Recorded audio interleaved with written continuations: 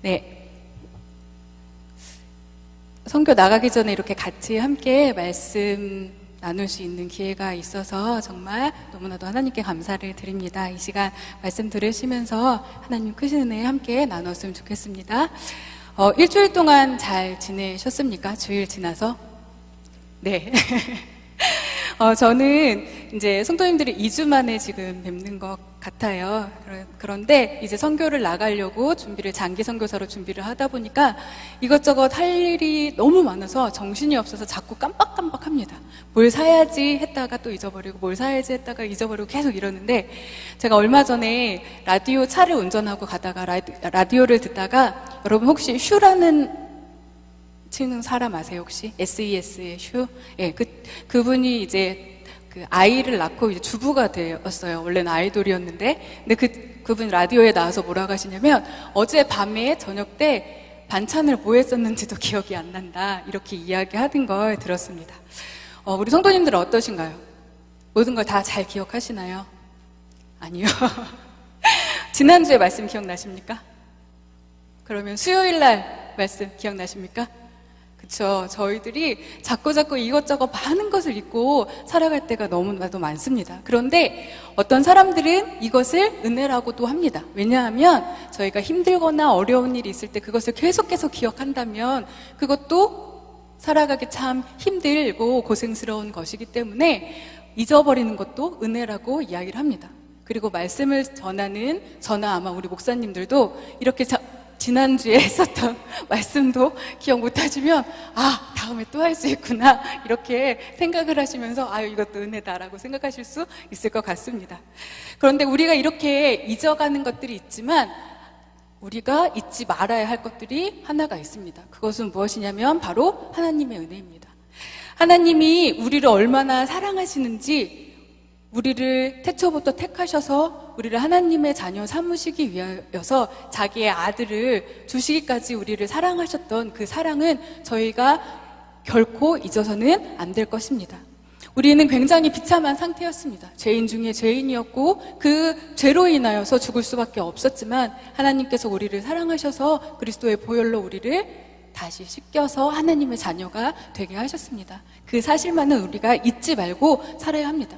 그런데 이것을 잊지 말자라고 하면서도 계속 저희는 잊어버릴 때가 너무나도 많습니다. 그것은요, 오늘 본문에 나오는 이스라엘 사람들과도 굉장히 닮아 있는 것 같습니다. 하나님께서 계속해서 이스라엘 백성에게 무엇을 이야기하셨냐면, 너희가 애굽에서 종되었던 그 모습을 잊지 마라. 그때 너희가 얼마나 비참하게 살았는지, 그 안에서 살아가면서 힘들게 살아갔던 그 모습들을 너희가 잊지 마라라고 계속 이야기했습니다. 이스라엘 백성들은 하나님께 계속해서 부르짖었습니다. 뭐라고 부르짖었죠? 애굽에서? 살려달라고. 네, 죽을 것 같다고. 우리의 노역이 너무너무 고생스러워서 죽을 것 같다고 살려달라고 해서 하나님께서 40년 동안 모세를 준비하셔서 이스라엘 백성을 출애굽 시키십니다. 그러면 이렇게 나오게 되면 그들은 하나님께 어떻게 해야 될까요? 살려주세요 해가지고 살려주었어요. 어떻게 해야 될까요? 감사해야 되는데 이들은 그 은혜를 계속 잊어버리고 있다는 것입니다. 매일의 삶 속에서 우리도 그들과 같이 하나님의 은혜가 내 안에 있지만 사람들과 똑같이 살아가게 되고, 여러 가지 모습들도 세상 사람들과 다를 것 없이 살아가고 있는 우리의 모습을 볼 때마다 저는 내가 이스라엘 백성하고 다를 게 없구나 라는 생각을 많이 하게 되었습니다. 하나님께 울부짖었던 이스라엘 백성의 그 울부짖음을 들으시고 하나님께서는 애굽에서 이스라엘 백성들을 꺼내주십니다. 모세는 한 번에 보낸 것이 아니고요, 여러 번 번복하다가 10번째 재앙이 있고 나서 이 사람들을 보내게 됩니다. 이스라엘 백성들의 당시에 출애굽할 때 장정만 60만 명이 나왔다고 하는데요, 그러면 아이들과 여인들과 같이 다 하면 200에서 250만 정도 이야기를 하시고, 그보다도 더 많았을 거다라고 이야기하시는 분들도 계십니다. 근데 이게 숫자가 중요한 것이 아니라 그만큼 많은 사람들이 한꺼번에 나왔다는 것입니다. 그리고 나올 때 그냥 간 것이 아니라 애굽에서 여러 가지 많은 동물들과 물건들과 이런 것들을 다 챙겨서 나오게 되었습니다. 하나님께서 10가지 재앙을 애굽에 내리신 이유가 무엇일까요?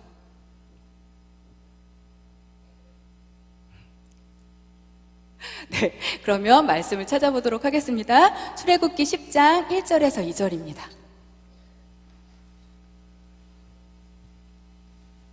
출애굽기 10장 1절에서 2절입니다. 네, 같이 읽겠습니다. 시작.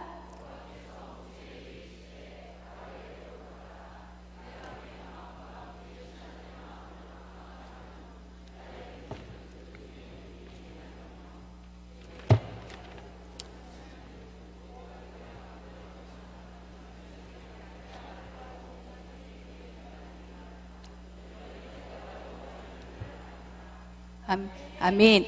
하나님께서 바로의 마음을 강팍하게 하시고 그들이 믿고 따랐던 애굽에 있던 여러 가지 신들을 그것이 아니야 라고 하면서 하나씩 비판하시면서 오직 여호와는 나 하나님밖에 없다라는 것을 애굽 백성들에게 그리고 이스라엘 백성들에게 눈으로 직접 목도하고 볼 수 있게 해주셨습니다. 그들은 10가지 재앙을 통해서 어떻게 하면 하나님이 정말 전지전능하신 분이구나, 하나님만이 정말 참신이구나, 그가 여호와구나, 그것을 느낄 수 있었다는 것입니다. 마지막 장자의 죽음 후에 이스라엘 백성은 출애굽의 광야로 들어가게 되었습니다.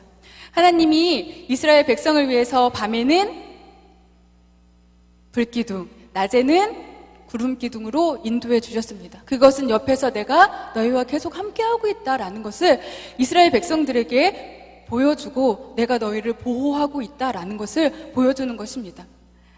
그렇게 보호함을 받으면서 이스라엘 백성들은 광야로 나아가서 그곳에서 지냈습니다. 그런데 한 가지 소식이 들렸습니다. 그게 무엇이냐면 애굽의 군대가 따라오고 있다. 그리고 앞을 봤더니 뭐가 있습니까? 홍해가 있습니다. 이것을 바라보며 지금 군대가 쫓아오고 있고 앞에 우리가 그냥 건널 수 없는 홍해가 있는 걸 보면 감사하다라고 하는 사람은 당연히 없을 것입니다. 그런데 이스라엘 백성들이 나올 때 애굽에 10가지 재앙을 주셨고 그리고 불기둥과 구름기둥으로 함께 하셨던 하나님을 바라보면서 그들이 거기서 잠잠히 하나님이 또 어떻게 우리에게 일을 행하실까를 바라보면 너무나도 좋았을 텐데 이스라엘의 반응은 무엇입니까? 또 원망이었습니다. 이스라엘 백성들이 모세를 원망했다고 하지만 모세를 사용하시는 누구를 원망한 겁니까? 하나님을 원망한 겁니다. 출애굽기 14장 12절에서 12절에 함께 보겠습니다.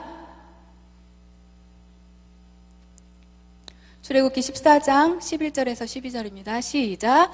그들이 또 모세에게 이르되 애굽에 매장지가 없어서 당신이 우리를 이끌어내어 이 광야에서 죽게 하느냐?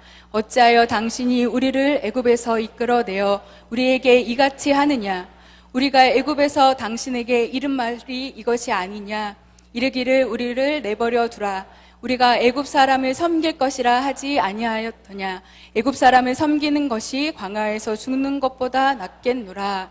라고 하면서 모세를 원망하고 또 나아가서는 하나님을 원망합니다. 어떻게 보면 그동안 하나님의 인도하심을 보며 그들은 입을 다물고 잠잠하게 하나님의 행하시는 일을 바라보았으면 너무나도 좋았을 텐데 또 입을 열어 하나님을 원망하고 부정하고 차라리 죽여달라라고 이야기를 합니다. 하지만 하나님께서 그들의 입을 다물게 하십니다.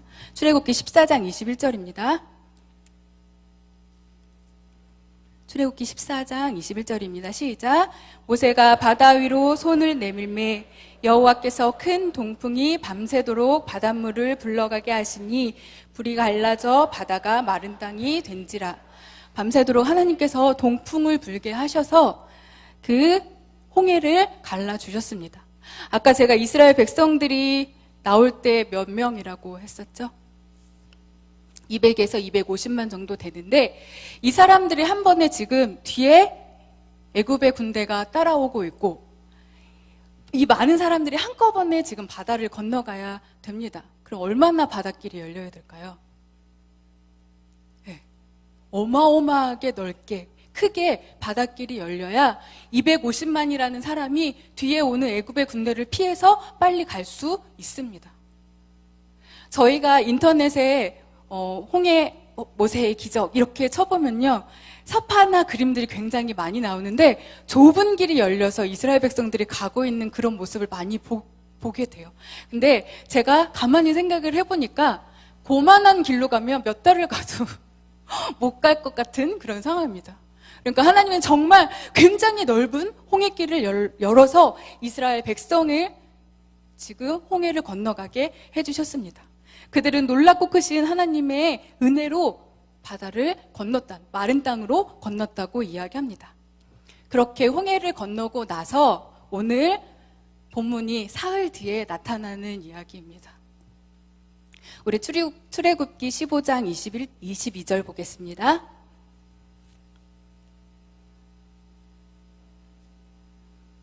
출애굽기 15장 22절 시작.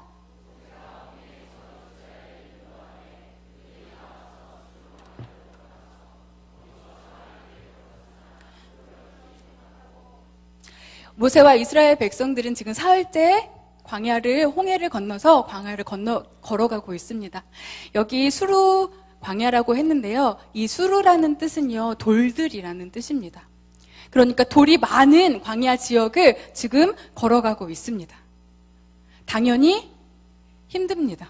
그냥 간 것도 아니고 아이들도 있을 것이고 가축들도 끌고 가야 되고 노인들은 부축해야 되고 여러 가지 어려운 상황들이 그들 앞에 놓여 있어서 그냥 가기도 힘들지만 그들은 여러 많은 사람들과 함께 그렇게 힘들게 가고 있다가 무엇이 떨어졌습니까? 물이 떨어졌습니다. 그러니까 물을 먹을 수 없는 광야에서 사흘 길은 그들이 정말 힘든 길이었기 때문에 어쩌면 그들이 불평하고 불만하고 물이 없다고 원망하는 것은 당연한 일일지도 모릅니다. 보편적인 반응이 맞을 수도 있습니다. 그런데 그들이 한 곳에 다다랐습니다. 거기가 어디냐면요, 출애굽기 15장 23절입니다.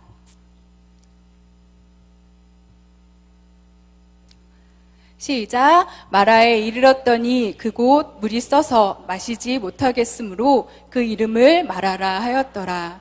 그러니까 그곳이 어느 지역이었는지 그 이름을 사실은 이들은 알지 못하고 있었습니다. 그들이 갔는데 마침 물이 있길래 사흘 동안 물을 안 먹었으니까 얼마나 목이 마르겠습니까? 가가지고 물을 마셨더니 그 물이 너무 써가지고 여기를 마라라고 하자라고, 물이 너무너무 써서 그렇게 마라라고 지었습니다.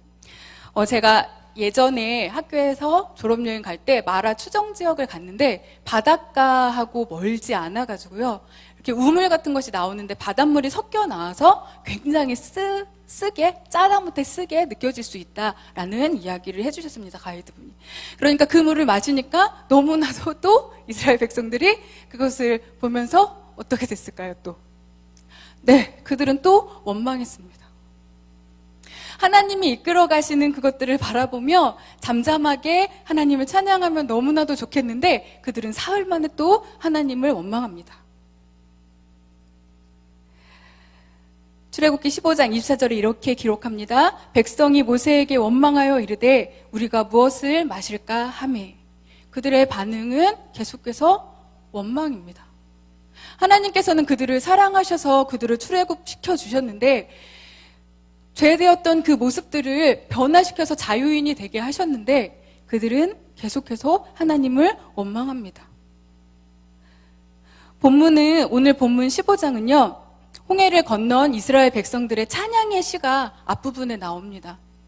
1절에서 18절까지는 모세가 하나님을 찬양했고 19절에서 21절까지는 미리암이 하나님을 찬양했습니다. 그런데 이 찬양은 두 명이 한 것처럼 되어 있지만 많은 사람들이 마른 땅을 걷게 하신, 홍해를 마른 땅처럼 되게 해서 걷게 하신 하나님을 찬양한 것입니다. 혼자 찬양한 것이 아니라 이스라엘 백성들이 함께 다 찬양을 했습니다. 그런데 그렇게 기적을 겪고 나서 사흘 동안 물을 마시지 못하자 그들의 반응은 또 무엇입니까? 원망입니다. 하나님의 그 크신 은혜는 하나님의 그동안 해오셨던 모든 기적과 이적은 하나님이 됨을 보는 것을 나타내는 것들은 다 잊어버리고 또 원망하고 있는 것입니다. 하나님을 찬양하던 입술이 변하여서 원망의 입술이 되었습니다. 근데 이 모습이 우리의 모습은 아닐까요? 한번 생각해 보게 됩니다. 주일날 와서 열심히 하나님을 찬양하고 말씀을 듣고 은혜 받고 나아가서 세상 사람들과 똑같이 살아간다면 우리는 이스라엘 백성들과 다를 것 하나도 없습니다. 그들과 똑같이 이야기하고 그들과 똑같이 생각한다면 하나님을 원망했던 이스라엘 백성들과 다를 것이 하나도 없습니다. 그때 모세의 반응은 이렇게 나타납니다. 출애굽기 15장 25절 같이 보겠습니다. 출애굽기 15장 25절입니다. 모세가 여호와께 부르짖었더니 여호와께서 그에게 한 나무를 가리키시니 그가 물에 던지니 물이 달게 되었더라. 거기서 여호와께서 그들을 위하여 법도와 율례를 정하시고 그들을 시험하실 때 백성의 반응은 무엇입니까? 원망이었습니다. 그러면 모세의 반응은 무엇입니까? 부르짖는 것이었습니다. 그리고 하나님께서는 모세에게 한 나무를 가리키십니다. 그 나무가 무엇인지도 어떻게 생겼는지도 성경은 기록하고 있지 않습니다. 그런데 하나님과 모세가 손발이 착착 맞는 모습이 여기 나타납니다. 하나님께서 나무를 딱 가리키시니까 모세가 그 나무를 어떻게 했습니까? 집어서 물에 던졌습니다. 그 나무가 달게 하는 그런 능력이 있었을까요? 원래 달아서 걔를 그 쓴물에 넣었더니 그래서 달아졌을까요? 아니죠. 누가 하셨습니까? 하나님이 하셨습니다. 모세와 하나님의 그 뜻을 모세가 알고 그 나무를 던졌더니 하나님께서 그 물을 어떻게 하셨습니까? 달게 해주셨습니다. 그들은 그래서 그 물을 먹고 원망하지 않고 오랫동안 잘 살았습니다 라고 하면 좋겠는데요. 이스라엘 백성들이 그랬을까요? 아니요. 앞으로도 계속해서 뭐합니까? 원망합니다. 우리는 삶을 살아가면서 분명히 마라와 같은 상황을 만나게 됩니다. 이 마라는 물이 없는 결핍의 상황입니다. 그 결핍의 상황들을 피해갈 수 있는 사람은 아무도 없습니다. 믿음이 좋다고 해서 내가 믿은 지 얼마 됐다고 되지 않았다고 해서 피해가는 것이 아닙니다. 누구에게나 이 결핍의 상황들은 오게 됩니다. 전도사라고 해서 결핍의 상황이 안 올까요? 선교사라고 해서 결핍의 상황이 안 올까요? 목사님이라고 해서 결핍의 상황이 안 오는 것이 아니라 누구에게나 다 결핍의 상황들을 올 수 있다는 것입니다. 세상을 살다 보면 수루 광야를 만날 수도 있고 물이 없는 가람을 만날 수도 있습니다. 근데 그런 상황에서 감사하다. 하나님께 영광 돌려야 되겠다. 하나님을 찬양한다. 라고 하면 너무너무 좋겠지만 그 상황에서 힘들어하고 원망하는 것은 어쩌면 보편적인 우리의 반응일 것입니다. 그런데 하나님께서 그런 상황 속에서도 이 보편적인 똑같은 원망을 하고 있는 그런 사람들 속에서도 하나님은 어떤 사람을 찾으시냐면 부르짖는 사람을 찾으신다는 것입니다. 우리의 입술이 원망하는 입술이 아니라 하나님을 찾고 부르짖는 입술이 되어야 됩니다. 우리의 인생의 결핍의 상황 속에서 원망이 아니라 하나님을 부르짖으시기 바랍니다. 네, 저는 지난주에 GMS 면접을 봤습니다. 수요일, 목요일 2번 보게 되었는데요. 그 면접을 보려고 하면 미리 서류를 GMS에 내야 돼요. 그래서 서류를 내는데 그 서류 중에 하나가 무엇이냐면 건강검진이 있습니다. 아픈 사람 선교지로 내보내면 안 되잖아요. 그래서 건강한지를 체크하려고 건강검진을 하는데 제가 아직 결혼을 하지 않았기 때문에 부인과 검사는 안 하고 그리고 이제 피를 뽑아서 검사를 하게 되었는데 췌장암 수치하고 난소암 수치가 굉장히 높게 나온 거예요. 그래서 금요일 날 GMS에서 부랴부랴 전화가 왔습니다. 수요일 면접하기 전까지 재검사를 받아서 통과되지 않으면 못 가고 통과되면 그때 내보내겠다라는 이야기를 들었습니다. 제 마음이 어땠을까요? 네. 저는 12년 동안 하나님께서 선교지에 나가라 라는 이야기를 하시고 12년 동안 준비하고 노력하고 기다리고 애쓰면서 여기까지 오게 되었는데 그 이야기를 들으니까 마음이 너무 무거웠습니다. 그리고 나서 여기 용인제일교회에 와가지고 후원 파송 예배를 드렸습니다. 일찍 금요일날 제가 식사를 해가지고 건강검진이 안 된다고 하더라고요. 그래서 그러면 월요일날 제일 빠른 거로 수요일날 제가 면접을 봐야 되니까 그 전에 되는 걸로 좀 해주세요 해가지고 월요일날 빠른 시간에 다시 검사를 하러 가게 되었습니다. 여기서 파송 예배를 드리고요. 집에 제가 지난번에 탄자니아 갔을 때 알고 있었던 청년들 만나서 같이 좀 교제하다가 집에 가서 자고 아침에 안양까지 8시 반까지 가야 되니까 굉장히 이른 시간에 일어나가지고 준비를 했습니다. 밤새도록 잠을 한잠도 못 잤습니다. 왜냐하면 그 주에 서울의 모교회에 계시는 담임 목사님께서 췌장암으로 돌아가셨거든요. 그 소리를 들으니까 덜컥 겁도 나기도 하고 괜찮을 거야 라고 하다가 아니야 뭐지? 막 이렇게 굉장히 고민을 하면서 밤새도록 잠을 못 자고 아침에 일찍 일어나서 병원을 가서 대기표를 뽑고 이렇게 앉아서 의사 선생님 문 앞에 앉아서 이렇게 있는데 별의별 생각이 다 들었습니다. 예전에 제가 이 모세 느보산에 있는 말씀을 준비하면서 느보산에서 하나님께서 모세를 느보산으로 올라오게 하십니다. 그리고 가나안 땅을 바라보게 하세요. 이제 이스라엘 백성들이 들어갈 땅이 저기야 이렇게 보여주십니다. 모세가 그 땅에 들어갔습니까? 못 들어갔습니까? 못 들어갔습니다.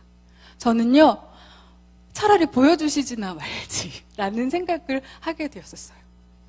그런데 모세는 어떻게 했냐면 하나님께서 나에게 주신 임무가 여기까지구나 라는 것을 인정하고 거기에서 하나님의 뜻을 의지합니다. 하나님의 뜻을 인정합니다. 그 모습을 바라보면서 나도 하나님의 뜻을 인정하고 하나님의 뜻이 내 뜻이 되게 해야겠구나라는 생각을 많이 하게 되었습니다. 여러 가지 많은 생각이 들어서 여기까지라고 하면 어떻게 하지? 라는 생각이 들기도 했는데 여기서 가지 말라고 하시면 어떡하지? 라는 생각이 자꾸 이렇게 들게 되었습니다. 분명히 전날 파송 예배도 드리고 모교회에 가서 인사도 다 하고 교회들마다 다 찾아가서 인사도 하고 막 그랬는데 여기까지라고 하면 어떡하지? 라고 했는데 모세를 다시 한번 묵상하면서 그래도 하나님이 어떤 결정을 하시든지 받아들이고 순종해야 되겠다라고 하면서 의사 선생님 문 앞을 이렇게 열면서 하나님 그래도 제발요 라고 하면서 문을 열고 들어가서 검사를 다 했습니다. 그랬더니 감사하게 췌장은 아무 이상이 없고요. 난소 쪽에 그 자궁 쪽에 작은 물혹이 2개가 있는데 근종이라고 하죠. 근데 우리나라 여성 중 3명 중에 2명은 근종이 다 있다라고 하세요. 그리고 지금 큰 게 아니고 작은 거라서 괜찮다라고 이야기를 하시고 혹시 이게 자랄 수도 있으니까 나중에 다시 한번 검사를 받아보자라는 이야기를 하셨습니다. 그래서 저는 기분 좋게 또 그거 검진을 뛰어다가 GMS를 내고 면접도 잘 보게 되었습니다. 그래서 아는 언니랑 통화하면서 뭐라고 이야기를 했냐면 언니 하나님이 이제 12년 동안 못 가게 하시다가 가라고 하셔서 준비를 하니까 정말 그 순풍에 돛단 듯 이렇게 막 흘러가고 있어서 저는 너무나도 행복했습니다. 그런데 이렇게 딱 건강의 문제가 딱 걸리게 되니까 두려운 마음이 왈칵 들었었는데 끝까지 하나님 의지하게 하신다라고 이야기를 하면서 둘이 통화를 했었습니다. 누구에게나 이런 결핍의 상황들은 오게 됩니다. 믿는 사람이라고 해서 이 문제들을 피해가지는 않습니다. 다만 하나님이 그 결핍의 상황 속에서 우리가 어떻게 반응하시는가를 바라보는 것입니다. 우리는 평안할 때 잘 모르지만 결핍의 상황 속에서는 우리의 믿음의 척도가 나타나게 됩니다. 원망할 것인가 부르짖을 것인가. 그것은 우리의 믿음의 척도입니다. 여러분은 어떠한 분이십니까? 원망하시는 분이십니까? 아니면 부르짖는 분이십니까? 그런데 하나님께서는 우리의 이런 반응들로 인하여서 섭리를 하시는 분이 아니십니다. 우리가 힘들다고 해가지고 피할 길을 주시고 또 힘들다고 하니까 피할 길을 주시고 하시는 분이 아니라 이미 큰 그림을, 큰 섭리를 다 가지고 계십니다. 이스라엘 백성들은 사실 여기서 불평하지 않고 원망하지 않고 조금만 더 가면 뭘 만날까요? 오늘 읽으셨죠? 목사님께서 뭘 만나죠? 엘림을 만나게 됩니다. 조금만 더 가면 엘림이 기다리고 있는데 이스라엘 백성들은 그것을 기다리지 못하고 또 다시금 하나님 앞에 불평을 하고 있었던 것입니다. 하나님은 이미 조금만 기다려 곧 엘림이 나타날 거야, 그 그림을 갖고 계셨는데 이스라엘 백성은 견디지 못하고 불평의 입술을 먼저 내놓았다는 것입니다.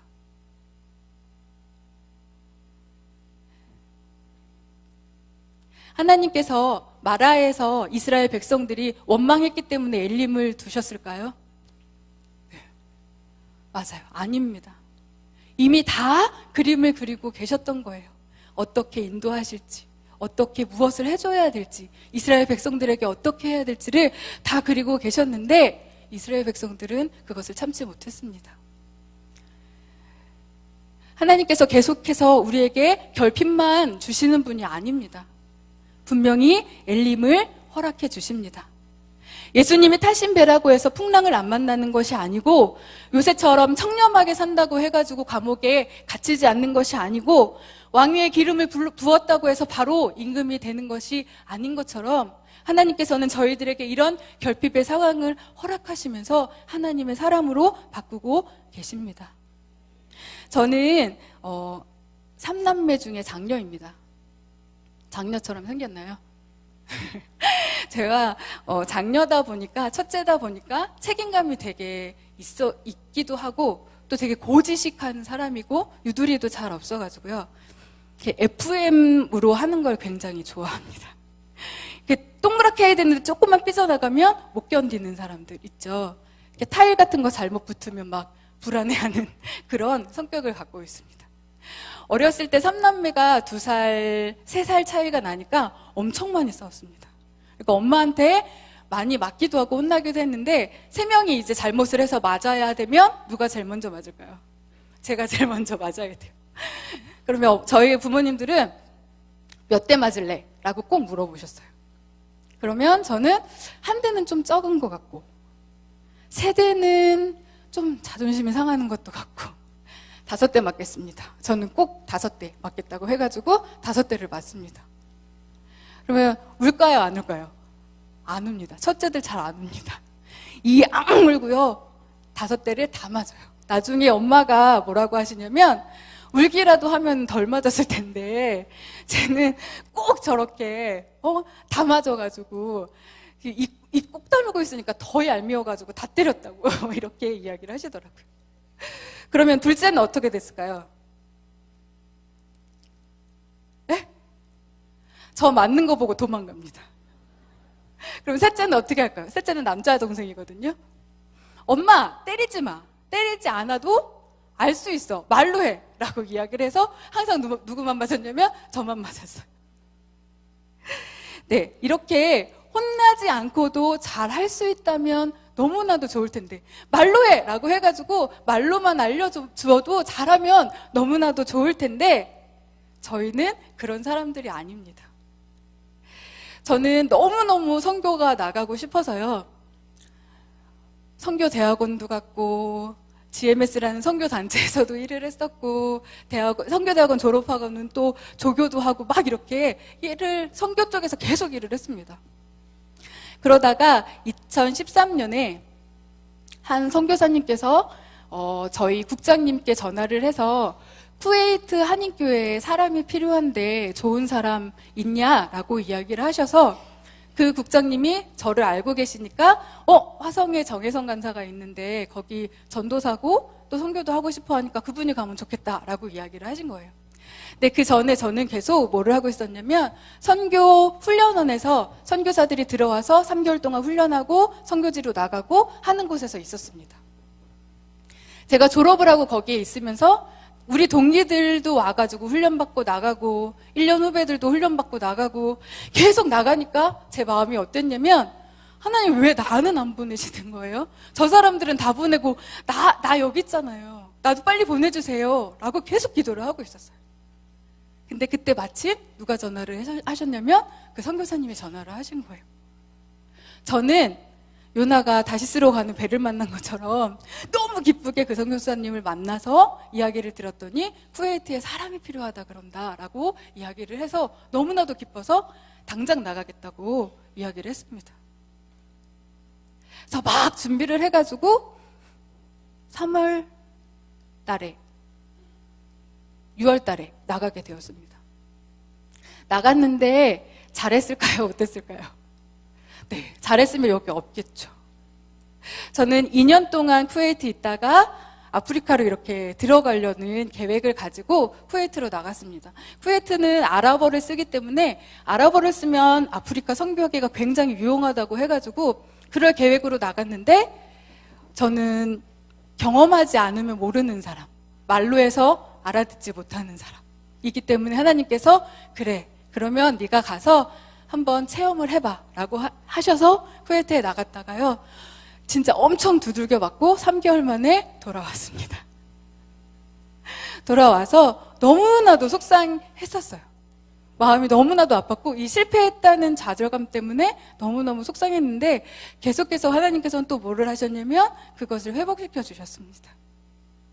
그렇게 해서 말로 해가지고 들으면 너무 좋은데 말로 해서 알아들으면 좋은데 그렇지 않은 저 같은 분들, 저 같은 사람들, 이런 사람들 때문에 하나님께서는 뭐를 준비하신다는 겁니까? 마라를 준비하신다는 겁니다. 그래서 그 마라에서 무엇을 하셨냐면 하나님께서 출애굽기 15장 26절입니다.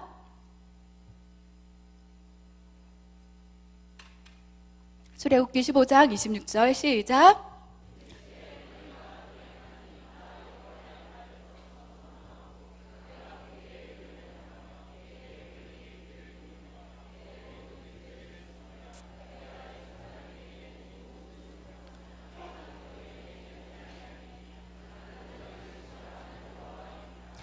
계속 하나님께서는 본인이 여호와이신 것을 나타내면서 그들에게 하나님이 어떤 분이신지를 기억하라고 이야기하십니다.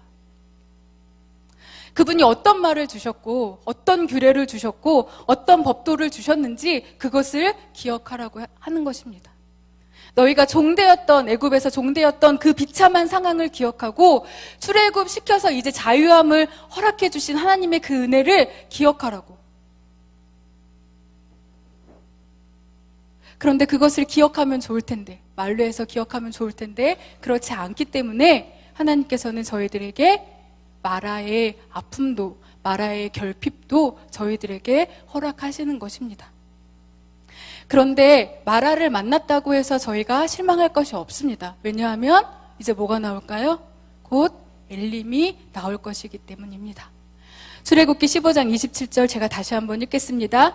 그들이 엘림에 이르니 거기에 물샘 10들과 종려나무 70그루가 있는지라 거기서 그들이 그물 곁에 장막을 치니라. 아멘.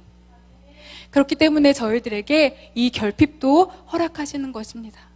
결핍이 있다고 해서 원망하지 마시기 바랍니다. 하나님은 큰 그림 속에서 저희들에게 마라만 허락하시는 것이 아니라 무엇을 준비해 두고 계십니까? 엘림을 준비해 두고 계십니다.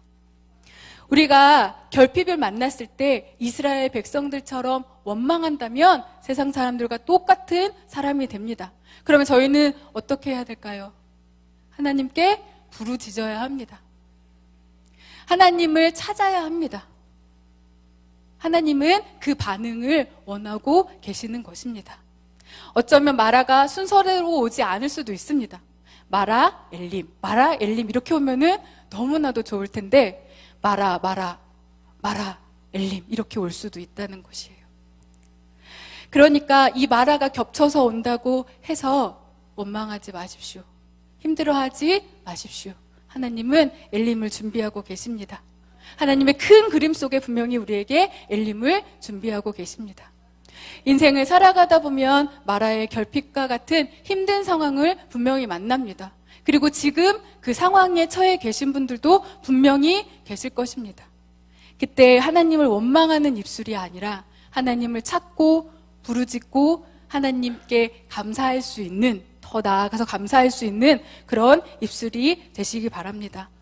어렵고 힘들어도 결핍 속에서도 이미 일하고 계시는 그 하나님을 바라보시며 날마다 승리하며 살아가시는 우리 용인제일교회 성도님들 되시길 간절히 바랍니다. 네, 이 시간 우리 들은 말씀 생각하시면서 함께 기도하도록 하겠습니다.